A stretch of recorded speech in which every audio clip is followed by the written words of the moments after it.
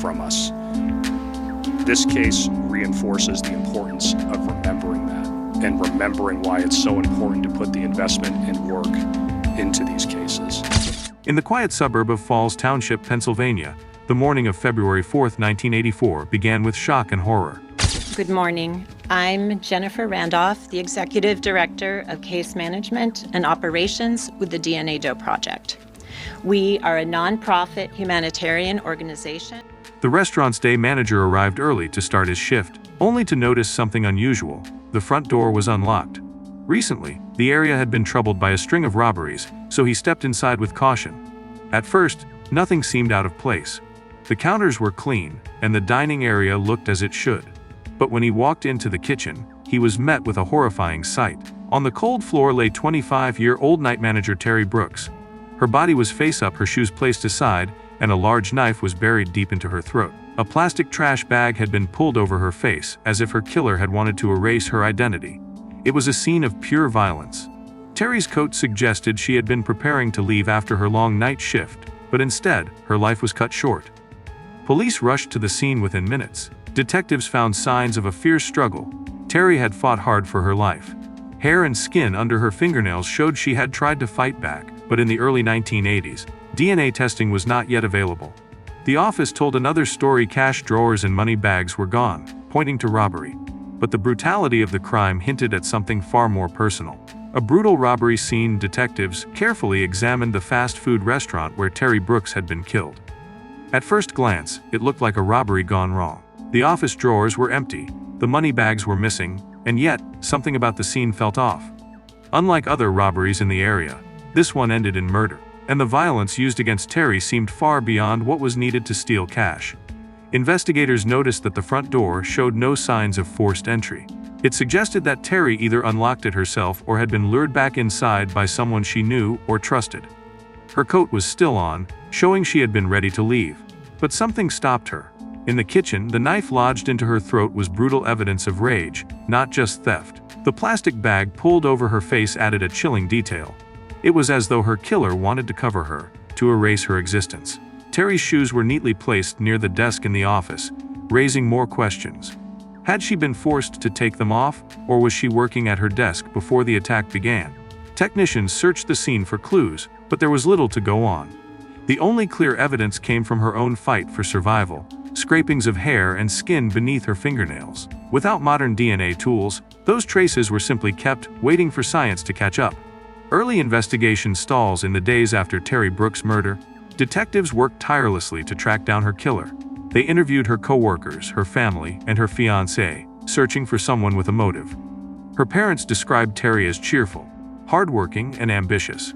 She had put herself through college and dreamed of one day owning her own restaurant. Friends and co-workers remembered her as kind and easy to get along with. There seemed to be no reason anyone would want to harm her. Her fiancé, 22-year-old Scott Keith, was also questioned. He said he had been asleep at home during the time of the murder and denied knowing who could have attacked her. He explained that he became worried the next morning when he noticed her car missing from the driveway, and he even woke her parents to check if she had come home. On the surface, his concern looked genuine.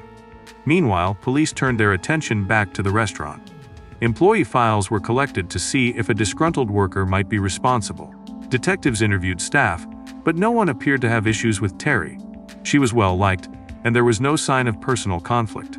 For weeks, the investigation produced little progress. The only significant clue, a fingerprint on the trash bag covering her face, was matched to a coworker. But she explained it away, saying she had replaced all the trash liners that night. With no solid leads, the trail began to fade. Terry's life and dreams. As investigators searched for answers, they also tried to understand who Terry Brooks was beyond the crime scene. At only 25 years old, she had already built a reputation for her hard work and determination. Friends described her as cheerful, full of energy, and someone who made friends easily. She had been working long hours, pushing herself to build a future. After spending years as a waitress, she was offered the position of night manager at the fast food restaurant. Though the pay was modest, she believed it was a step toward her bigger dream, one day owning her own place. Her family remembered how proud she was of her new role, even if it came with late hours and added responsibility. She was the kind of person who took every opportunity seriously, hoping it would lead to something greater. Recently, Her life seemed to be falling into place. She had gotten engaged to Scott Keith, a coworker from her former job. The engagement had been sudden, surprising even her parents, who did not know him well. Still, Terry seemed excited about her future, balancing her personal life and career goals with quiet determination. To her loved ones, Terry's murder was not only a brutal loss, but also the destruction of a life filled with promise. She was taken at the very moment she was building her future, and the senseless violence left her family searching for answers that the investigation could not yet provide. A sudden engagement not long before her death, Terry Brooks had shocked her family with unexpected news. She was engaged. Her fiancé, Scott Keith, was only 22 years old and someone her parents barely knew. The relationship had moved quickly, leaving those closest to Terry surprised by how sudden it all seemed. Her parents recalled that they knew very little about him, and the engagement felt rushed. But Terry, ever hopeful and trusting, seemed determined to move forward. Scott told detectives that he cared deeply for her and could not imagine who would want to harm her. On the night of the murder, he claimed he was at home sleeping. The following morning, concerned that Terry's car was not in the driveway, he went to her parents' home and woke them up, urging them to check. That was when they all learned of her tragic fate. His words and actions painted the picture of a worried fiancé, but something about his behavior unsettled those who knew Terry. Friends remembered Scott differently. They described him as possessive, jealous, and sometimes controlling. Some even questioned why Terry had agreed to marry him at all. Others whispered that he had financial struggles, possibly tied to drugs, and was under heavy stress. To them, the relationship seemed strained, even fragile.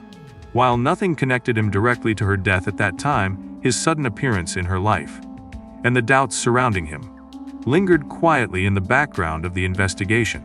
The case turns cold despite the efforts of detectives. Terry Brooks' murder quickly slipped into silence. Leads that once seemed promising dried up. The fingerprint on the trash bag led nowhere after the coworker explained her routine of changing liners.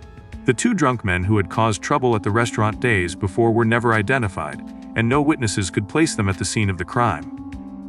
With no forced entry and no clear suspect, investigators were left chasing shadows. For Terry's parents, the pain was unbearable. They had lost their daughter in the most violent way possible, and yet, year after year, there were no answers.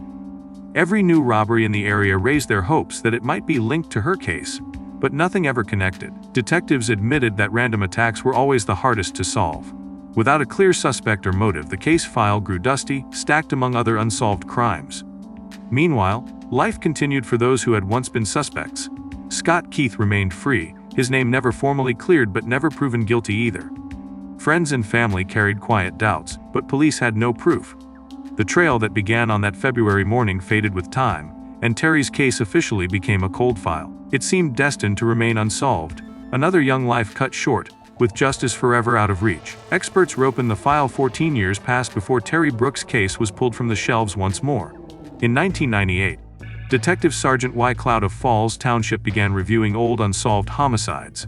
When he opened Terry's file, he was struck by the amount of preserved physical evidence. Unlike many cases from the 1980s, the items had been carefully stored and could still be tested with newer forensic methods.